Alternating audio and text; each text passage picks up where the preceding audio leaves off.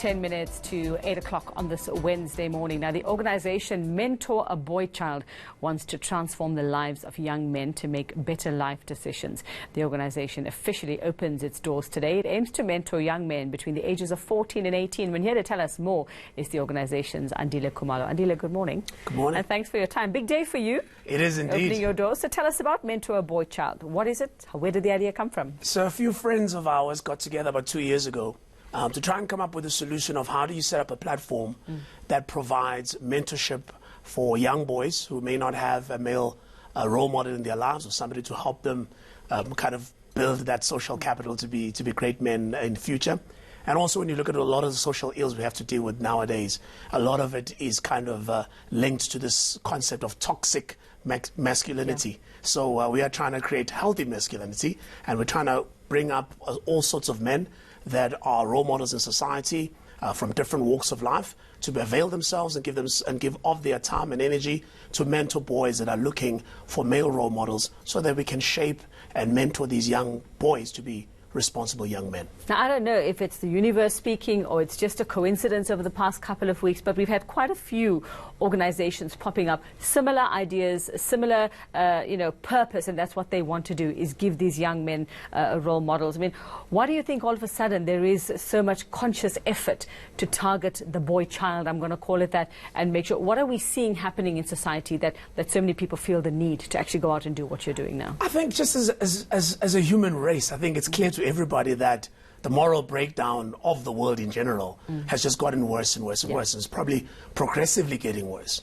And some of the biggest perpetrators of many social ills are us as men.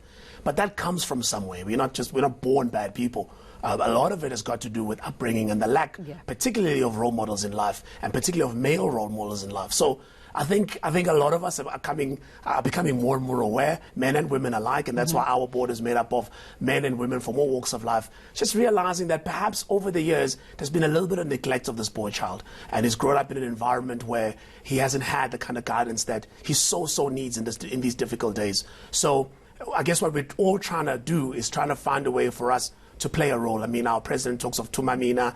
People talk of us, not what your country can do for you, what you can do for your country. So this is a time that we are asking mentors, donors, volunteers, people to come forward and say, hey, I have some time in the year. And in our program, because it's so curated and so well structured, we're going to have quarterly sessions through the year.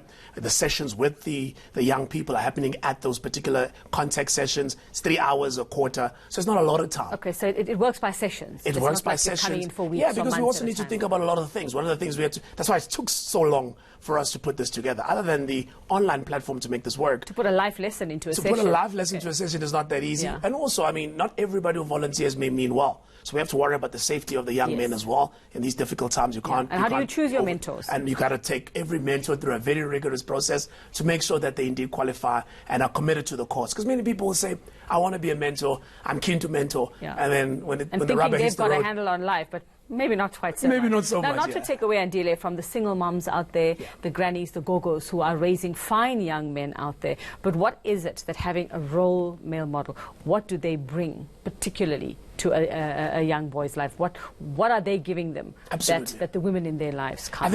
I think, of course, we can all look back at creation and ask ourselves, what is the man in the family? What's the responsibility of the man? What's the responsibility of the women? And I think when indeed you grow up in any home, for that matter, our moms and our grandmothers have looked after us. I personally was brought up in a female-led home. I hope I'm a balanced guy. Look how you turned out. But I do think that there are elements in my own upbringing that I wish I had I had a father. Luckily, I had a father figure in my grandfather, but many of these young people don't have that father figure. They can't find one. So we're hoping to create this brotherhood. We're trying to create this big brother that you can lean on as you get through these adolescent years. And it's part of the reason we're focusing on the 14 to 18-year-olds, kind of grade 9. They're about to finish school. They're about to get into the real world, quote unquote, so that they can have this big brother element. So how do they get to be a part of this program? How do you choose? So tonight at the launch at 6 o'clock sharp, we'll be launching the website. It's mentoraboychild.org. Anybody that wants to volunteer, the email address is iwanttto@mentoraboychild.org. You just drop us an email and you tell us what you want. But on the website, you'll be able to donate, you'll be able to volunteer, you'll be able to sign up as a mentor, at least apply to be a mentor, and everything can be done on the platform. And for the young itself. boys, how do you bring them in? Even the young boys, they can go on the website themselves. But what we're going to do for the next 18 months is we're going to actually run a pilot. We've got too many engineers and accountants on our board, you see, so we're pretty organized. We're going to run a pilot with one particular school, which is Pafogang in Rockville, Soweto. And what we're doing there is we're getting 100 boys for an 18-month program starting now in June until the end of next year. But in January next year, we start a 12-month program in the same school as well. So, but this time next year, we'll have 200 young people on the program.